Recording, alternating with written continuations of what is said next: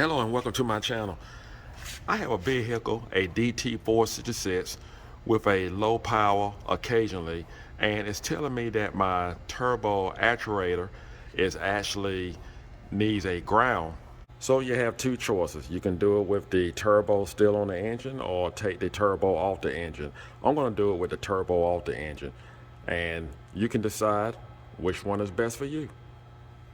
Let's get started.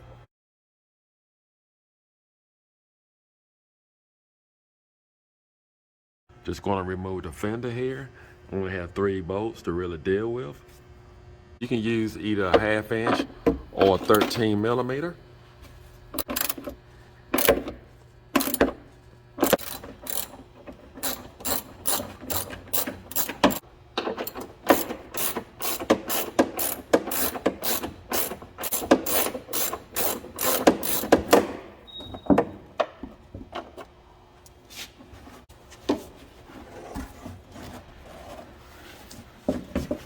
I'm going to take off my air cleaner housing bolts. You can use a 13 millimeter or a 1/2 inch socket.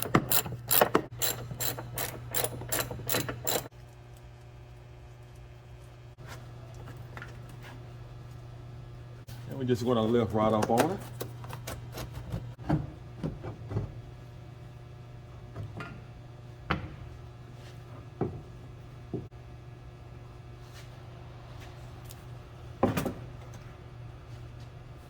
So for the clamp here for the exhaust to the turbo, we're going to use 11 millimeter. Next, we're going to take off our turbo hose that's going to the turbocharger.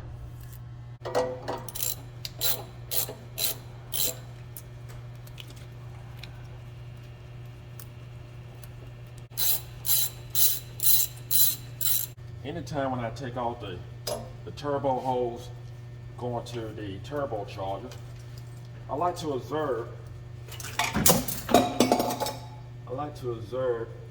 the turbocharger, and sometimes you may have a turbo that's actually going bad and it blows a lot of oil into the turbocharger. And if you're dealing with that, I have a video on that I actually replaced the turbocharger. Well, actually replaced the turbo, and I cleaned out the turbocharger. So if you're having a question about that, just see that video and it will definitely explain how you can solve that problem. We're going to use a 10 millimeter socket to remove the oil line.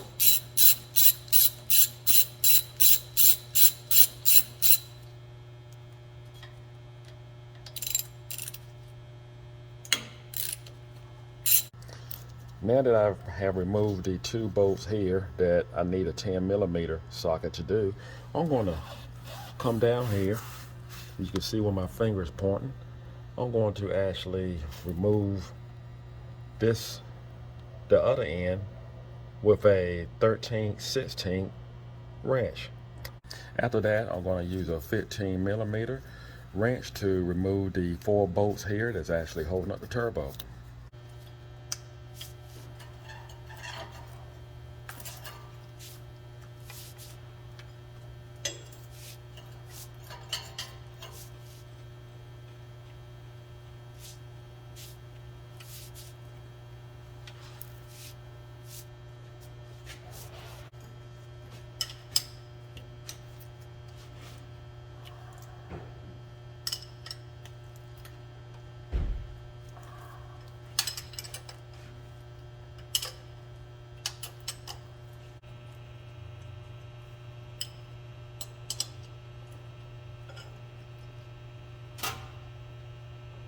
There's an oil tube that's coming from the turbo, and it drains back into the engine block.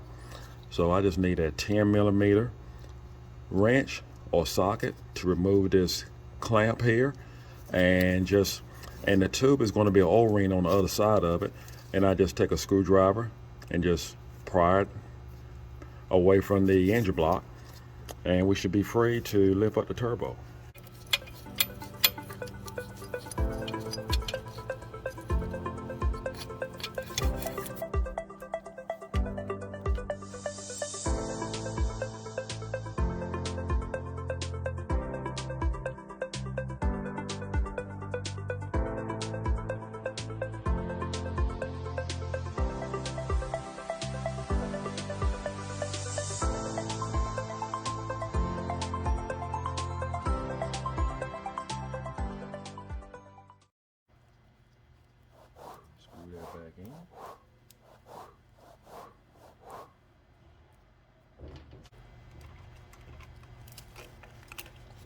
it back up with the Allen wrench.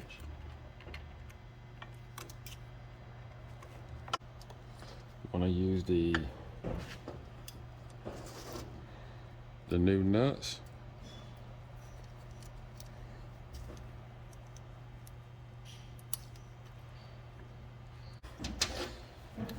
And we tighten it back up, and we want to put it back on the vehicle.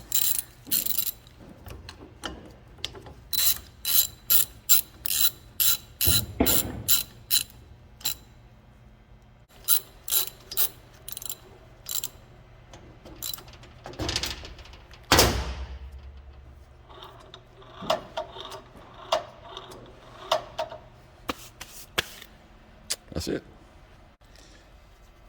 Now what I'm going to do, I'm going to put new O-rings on my tube here because I don't want to have or take any chances of having any type of leak. There is a kit, it's called the turbo mounting kit, and it has the O-rings for the tube here, for the return tube for the turbo, and it has the gasket for the turbo. Now you can use your old gasket, and you want to take a chance, you can use some O-rings from a universal kit. I went ahead and just ordered a kit, and I hate to say it actually cost $139 for me, and that was my price. I'm going to open it up and just show you what is actually inside of this kit. And I just don't want to pull that turbo back off. And you have all your O-rings and accessories, your nuts, and so forth. All right, let's put this back on.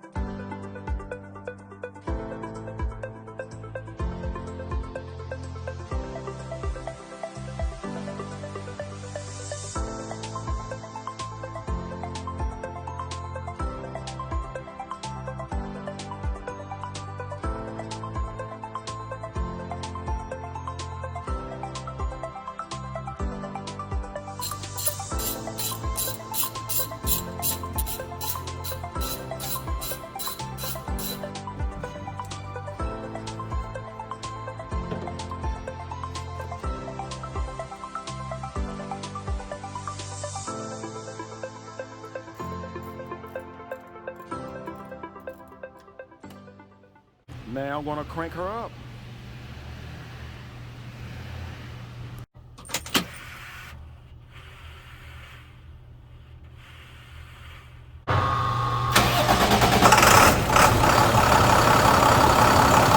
Where before I had quite a few lights on the dash, and they cleared out.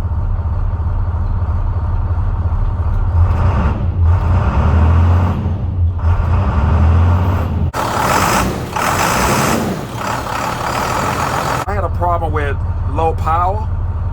Occasionally low power I can run along, and all of a sudden might go like 10 miles down the road, and the truck will all of a sudden it act like it wants to cut off, or stall on the highway, or it loses power. It does one or the other. And the code that I have gotten was to change the, I had a bad ground on the actuator. So, hey, I just went ahead and just replaced the whole unit, and it looks great. But now you know how to replace. You can do it either way. You can do it on the vehicle. I chose to do it off of the vehicle, and it's less headache for me. Thank you for watching. Do not forget to subscribe. Take care and work safely.